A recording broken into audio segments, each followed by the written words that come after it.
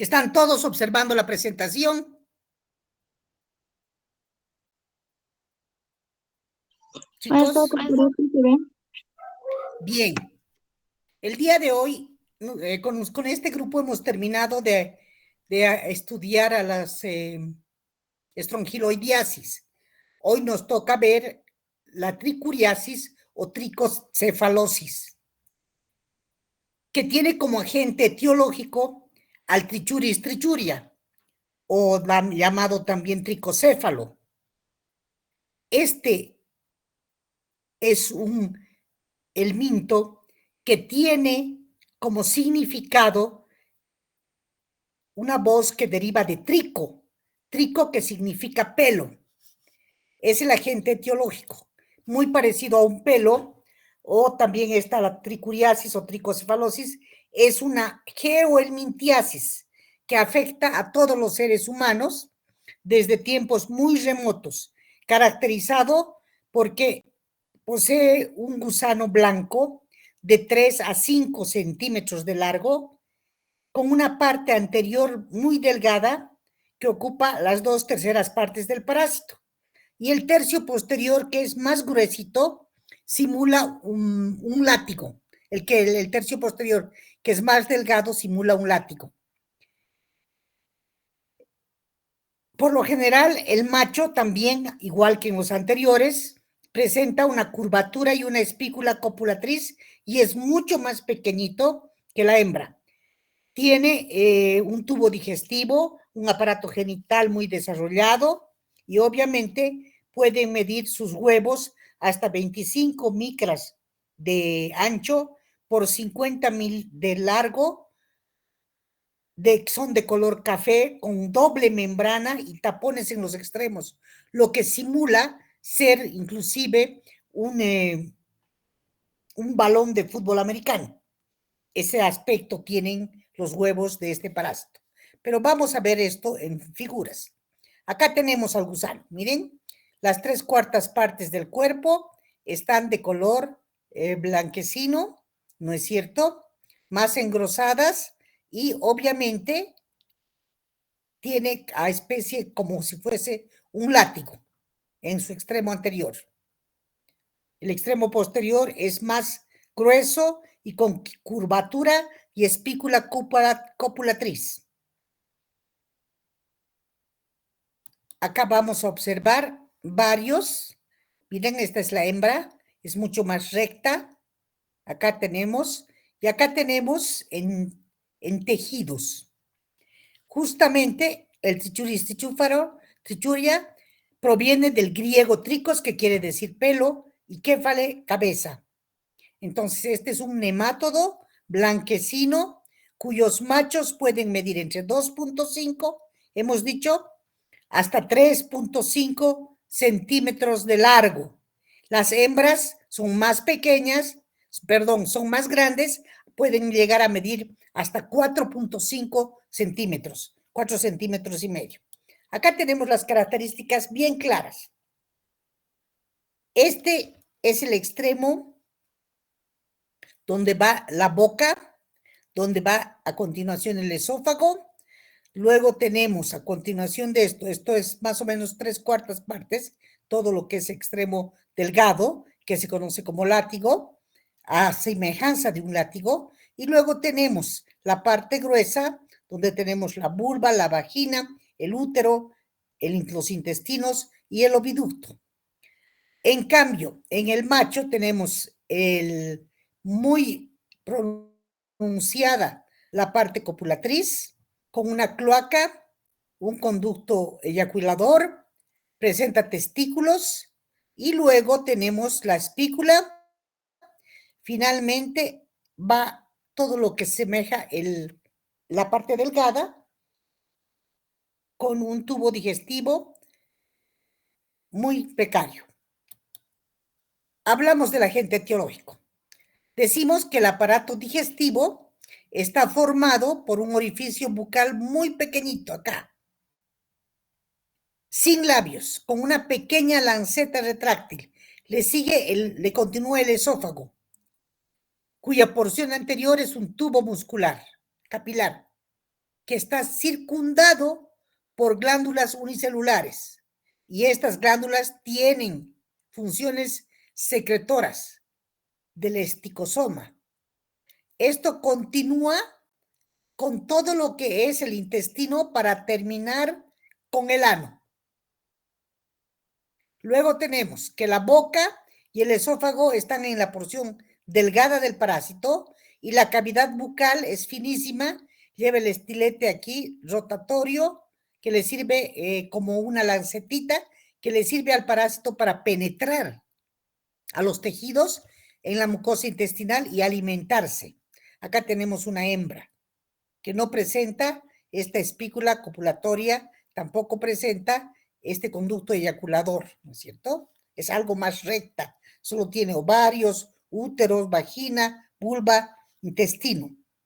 Bien, acá tenemos también al gusano con mayor aumento.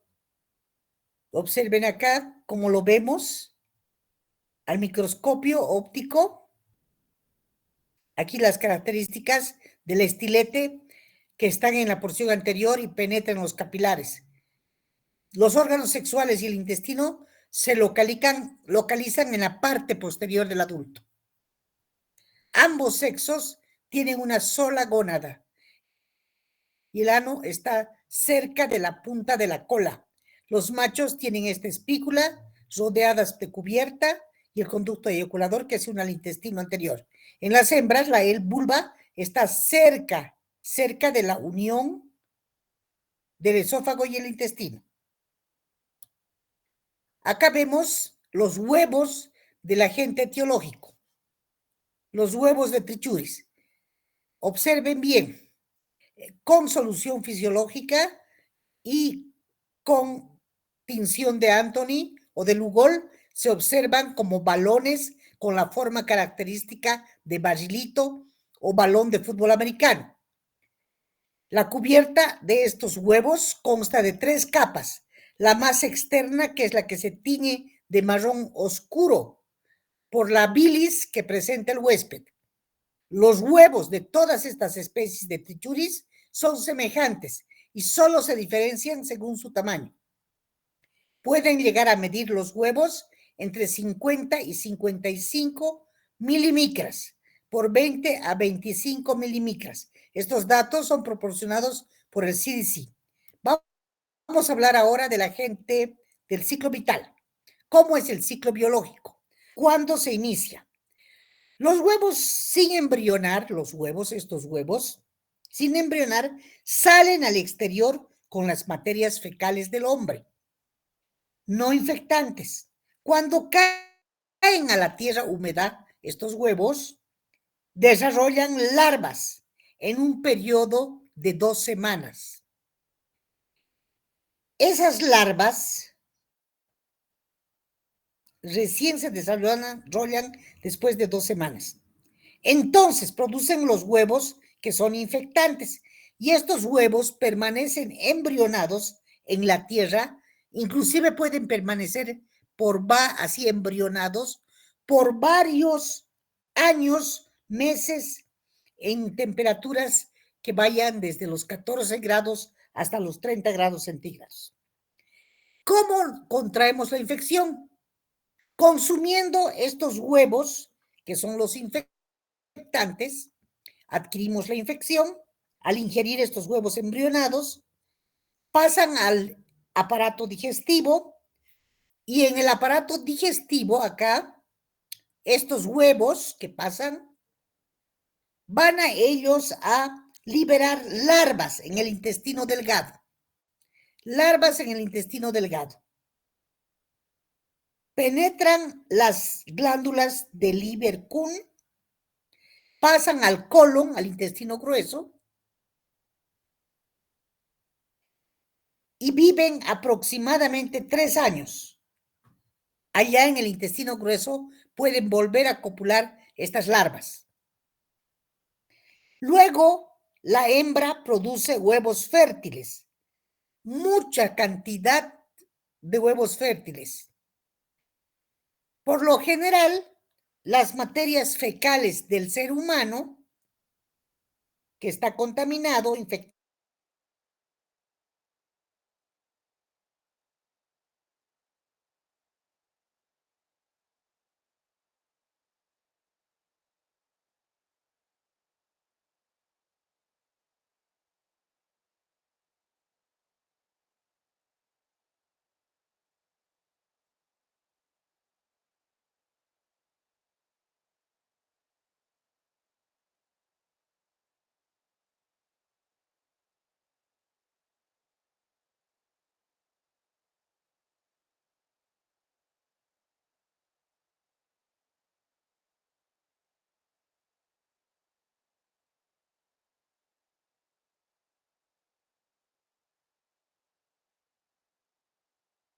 Reprogramar el ciclo de estos huevos, va a emerger la larva de fase 1. Luego, como la temperatura de 37 grados centígrados, el jugo gástrico, el jugo pancreático, todo eso va a hacer que eclosione este huevo al interior de los intestinos y se produzcan unas larvas de primer estadio, las larvas L1, que estas son las larvas que son capaces de ingresar a la luz de las criptas de Lieberkühn, que se llaman, para después penetrar en la base. Entonces, una vez que tenemos entre 5 y 9 días en esta ubicación, las larvas van a comenzar a migrar dentro del epitelio hacia las paredes de la cripta de Lieberkühn, de modo que en 20 o 29 días después de la infección, todas las larvas se encuentran dentro de la capa del epitelio que cubre la superficie luminal de los intestinos. A lo largo de este periodo, las larvas están completamente encerradas dentro del epitelio y obviamente se van a mover mediante un túnel a través de las células de los enterocitos. Una vez en el epitelio luminal, el gusano va a madurar, va a crecer y va a mudar a través de 4 estadios larvales hasta conseguir llegar al estadio adulto. Perdón, un segundito. Un segundito, por favor. ¿Aló, señorita Michelle? ¿Cómo está? Estoy en clase. No. La voy a llamar de especial.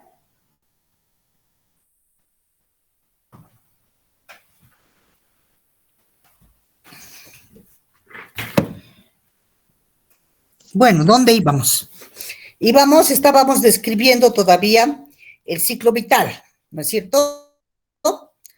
Ya a medida que el gusano crecía, se iba al túnel epitelial, se agrandaba y se hacía visible en la superficie epitelial. Luego pasan a la región engrosada, que es su región esofágica intestinal, y continúan creciendo hasta que se rompe a través del epitelio y sobresale a la luz del ciego.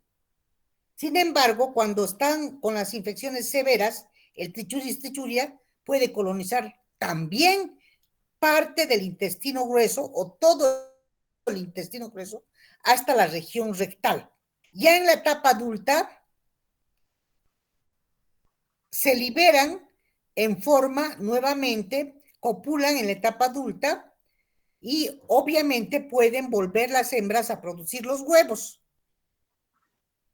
Y esto resulta esencial para la defecación, la copulación y la liberación de los huevos. Y nuevamente se pasan a estas etapas de los huevos. 1, 2, 3, 4. 4 etapas. Caracterizándose por poner la hembra entre 3,000 y 20,000 huevos por día.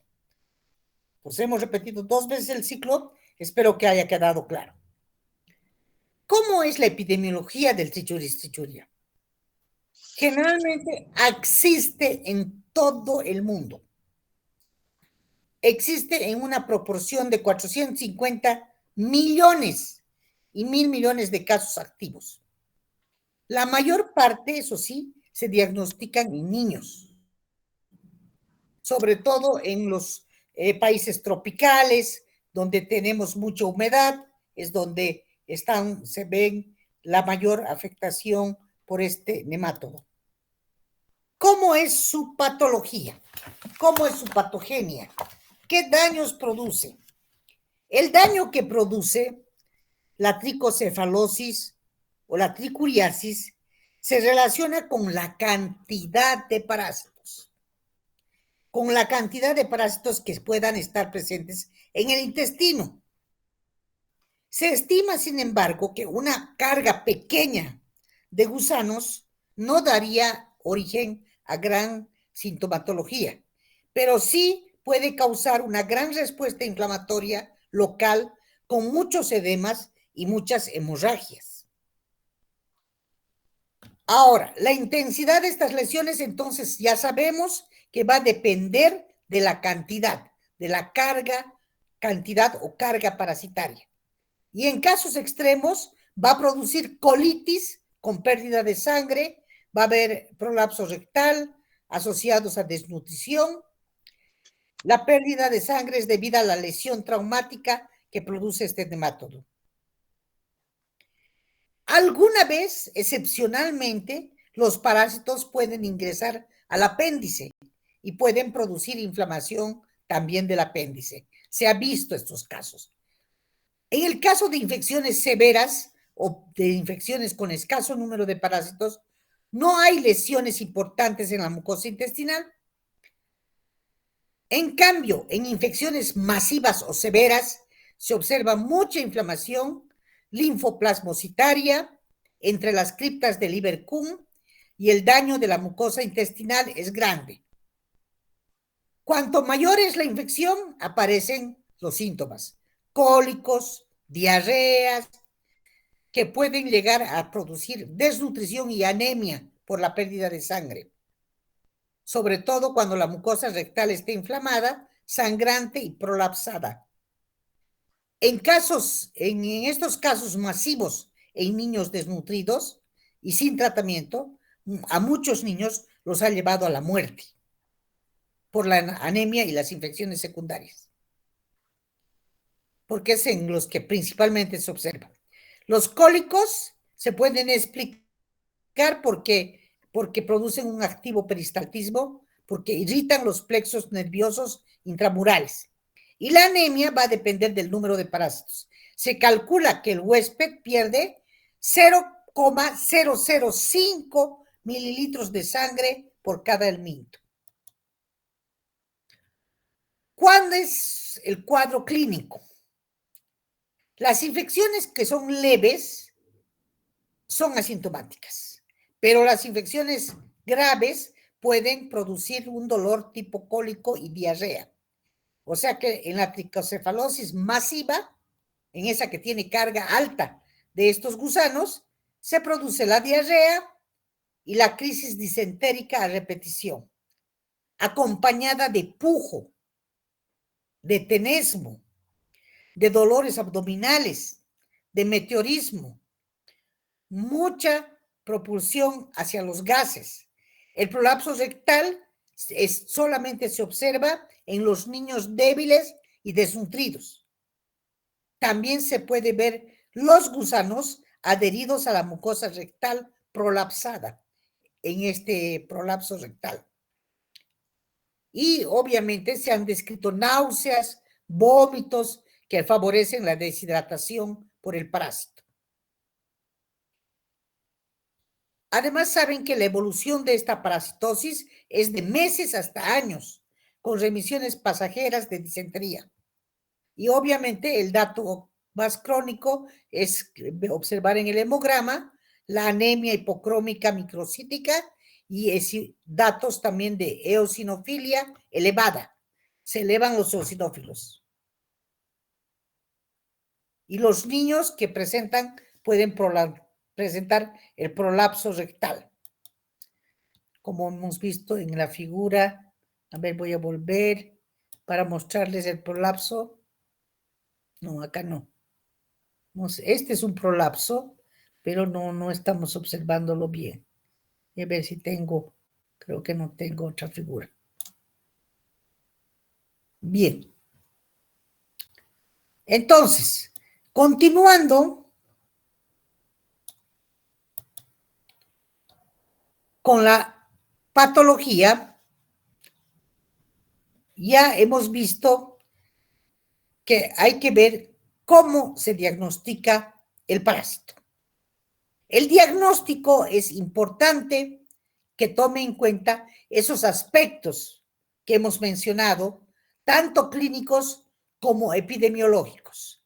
El diagnóstico de laboratorio se basa en realizar coproparasitológicos seriados con 2 o 3 muestras consecutivas. Quiere decir, una muestra el primer día, la segunda el segundo día y la tercera el tercer día. También existe una técnica coproparasitológica por concentración, o sea, por métodos de concentración, utilizando el método de flotación o el método de sedimentación con la técnica de Kato-Katz. En el coproparasitológico, por lo general, se observan los huevos en forma de barril o de balón de fútbol americano con su cubierta bien teñida, y saben que la infección se mide por la cantidad de huevos que puedan estar presentes en 1 gramo de heces. Cuando hay una infección ligera, es cuando existe entre 1 y 999 huevos por gramo de heces. Cuando hay una infección moderada, existirán entre 1000 y 9999 huevos por gramo de heces. En las más intensas tricuriasis existen mayor de 10,000 huevos por gramo de heces. Entonces va a depender del número de parásitos que estén presentes en el intestino para la oviposición entre 20,000 y 30,000 huevos diarios, ¿no es cierto? Que pone la hembra. ¿Cómo se previene esta parasitosis? Hay que recurrir a estrategias efectivas. ¿Para qué? Sobre todo para no volverse a infectar, o sea, para prevenir la reinfección y minimizar el desarrollo a la resistencia a las drogas usadas. ¿Qué tenemos que hacer? Primero, es fundamental que tengamos agua segura. O sea, tiene que haber una provisión de agua segura en las casas. Hay que eliminar las excretas domiciliarias. Tiene que haber una educación sanitaria muy fuerte con lavado de manos. Hay que evitar la geofagia, que es la ingesta de la tierra. Hay mucha gente que, niños sobre todo, que ingieren tierra, comen tierra. Y obviamente tenemos que lavar cuidadosamente las verduras. En el caso de que se cultiven las verduras, jamás se debe regar con agua que no sea potable. Por último, se debe realizar un control post-tratamiento a los 30 y 60 días posteriores al hallazgo del parásito, 1 a 2 veces por año. ¿Cuál será el tratamiento? Ahora sí vamos a ver. Para el tratamiento está en base a los imidazoles.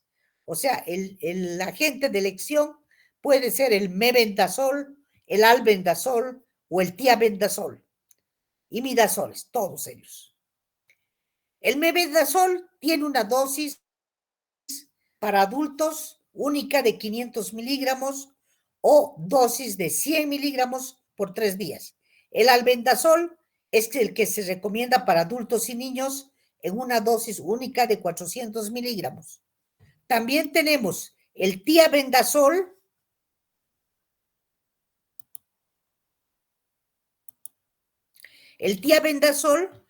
con una dosis que se recomienda en adultos y niños de 50 miligramos por kilo de peso, que se pueden dividir en 2 tomas durante 2 y 4 días. Otras drogas que se pueden utilizar para tratar la tricuriasis pueden ser el palmoato de pirantel con una dosis recomendada de 11 miligramos por kilo de peso y se puede administrar tanto a los adultos como a los niños. También tenemos el praziquantel, que es con una dosis de 25 miligramos por kilogramo de peso. Y también en niños con una dosis única de 10 a 25 miligramos por kilo de peso o 40 miligramos por kilogramo en 1 o 2 tomas por día, el praziquantel. Y también tenemos el pamuato de oxantel, que se puede administrar tanto a niños como a adultos en una dosis única de 15 a 20 miligramos por kilogramo de peso. Con esto habríamos terminado de hablar de las trichuriasis. Ahora sí, si tuvieran alguna pregunta, alguna duda acerca de este parásito, por favor, es momento de hacerlo. Apenas tenemos el día de hoy asistentes, 37 personas. Voy a sacar un screenshot. Después no se quejen de sus notas. Las notas están bajísimas, la mayor parte por debajo de 40 y obviamente hay muchas excepciones que tienen hasta 90 en el examen primer parcial.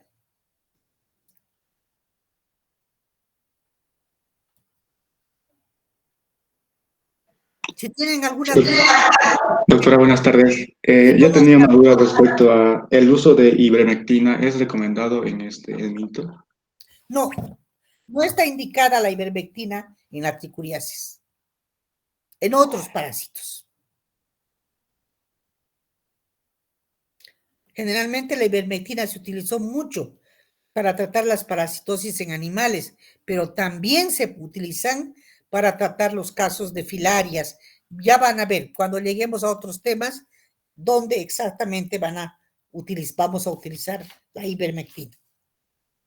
En la tricuriasis no, los imidazoles y estos otros que hemos mencionado el día de hoy. ¿Y son específicamente hematófagos? O sea, ¿solamente se alimentan de sangre o de qué más?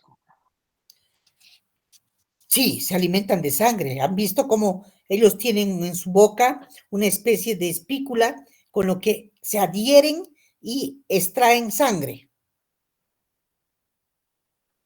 Por eso es que producen anemia.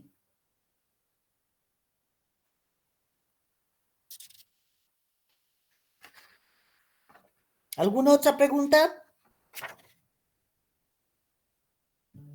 Doctora, Sí, dígame, Brian. si fuera abundante la parasitosis por este helminto, ¿podría haber algún caso de obstrucción mecánica? No, el único que causa obstrucción mecánica en ovillos es Ascaris lumbricoides. Este es gran cantidad, pero se encuentra adherido por lo general a la mucosa. Lo más que puede ocasionar cuando se encuentra en grandes cantidades, es el prolapso rectal. En niños principalmente, aunque alguna vez también se ha llegado a observar en adultos, pero muy poco, muy raro. Gracias, doctora. Porque son pequeñísimos, ¿no? No tienen las dimensiones de los ascaris. Bien. Bien, muchachos, si no existen más preguntas, recuerden que el examen del de los rezagados del primer parcial está fijado para el día de hoy a las 7 de la noche. Búsquenme en el laboratorio de práctica de parasitología, en el grupo 11. Pasen la voz a los compañeros que ya tienen su certificación de haber faltado firmada por decanatura o vicedecanatura.